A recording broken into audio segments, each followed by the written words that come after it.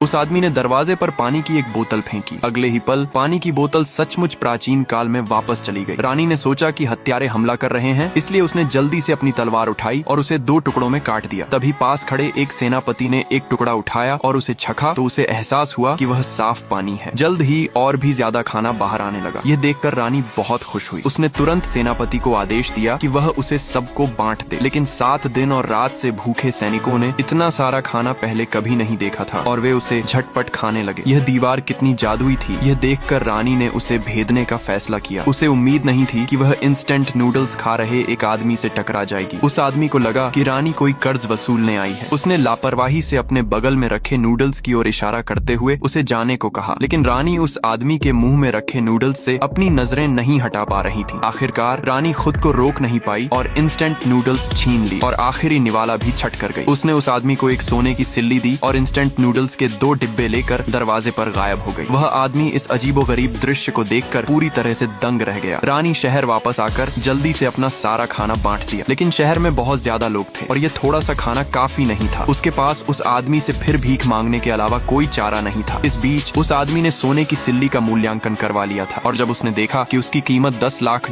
है तो वह सदमे से बिस्तर से गिरते गिरते बचा। जब उस आदमी को $10 लाख के दहेज की याद आई तो वह फिर से चिंता करने लगा। तभी रानी अचानक अंदर आई और उस आदमी को जमीन पर पटक दिया। इससे पहले कि वह आदमी कुछ कर पाता, रानी ने उसे सोने की सिल्लियों से भरा एक थैला थमा दिया। जैसे ही उस आदमी ने सोने की सिल्लियां देखी, उसने तुरंत कहा कि वह उसके गोदाम से जो चाहे ले सकती है। जल्द ही जब वे सचमुच अपने भोजन का आनंद ले रहे थे, ढेर सारा खाना प्राचीन काल में वापस भेजा जाने लगा। आसमान से बर्फ गिरने लगी। यह देखकर रानी के पास ढेर सारा सोना, चांदी और जवाहरात लेकर उस आदमी से फिर भीख मांगने के अलावा कोई चारा नहीं बचा था। इस बार उस आदमी ने न सिर्फ गर्म कोट तैयार किए, बल्कि रानी के लिए खास तौर पर खुद गर्म होने वाला हॉट पॉट भी मंगवाया। एक दूसरे के लिए उनकी भावनाएं भी धीरे धीरे गर्म हो रही थीं। उन्हें लगा कि चीजें बस यूं ही बेहतर होती जाएंगी। एक दिन उस आदमी की प्रेमिका अचानक आ पहुंची। किसी तरह जब उसे पता चला कि उस आदमी की कुल संपत्ति $100 मिलियन से ज्यादा हो गई है, तो उसने तुरंत शादी करने की मांग की। लेकिन उस आदमी को अपनी प्रेमिका की साजिश पूरी तरह से समझ आ गई, इसलिए उसने उसे साफ मना कर दिया। प्रेमिका गुस्से से लाल हो गई, इसलिए जब उस आदमी ने ध्यान नहीं दिया तो उसने अपनी गुप्त औषधि उठाई और उसे सीधे उस आदमी की गर्दन में घोंप दिया। उसने दावा किया कि एक बार जब वह उस आदमी के बच्चे से गर्भवती हो जाएगी तो उसकी सारी दौलत उसकी हो जाएगी। तभी रानी अचानक प्रकट हुई और उस लड़के की प्रेमिका को खींचकर उसके चेहरे पर तमाचा जड़ दिया। यह देखकर कि चीजें उसके हिसाब से नहीं चल रही हैं, हार मानकर उस प्रेमिका को तुरंत हार माननी पड़ी और वहाँ से चले जाना पड़ा। बिस्तर पर पड़े जहर से ग्रस्त लड़के को देखकर रानी को तुरंत एहसास हुआ कि यह कोई प्रेम औषधि है। कुछ देर सोचने के बाद उसने उस लड़के के जहर का इलाज करने का फैसला किया।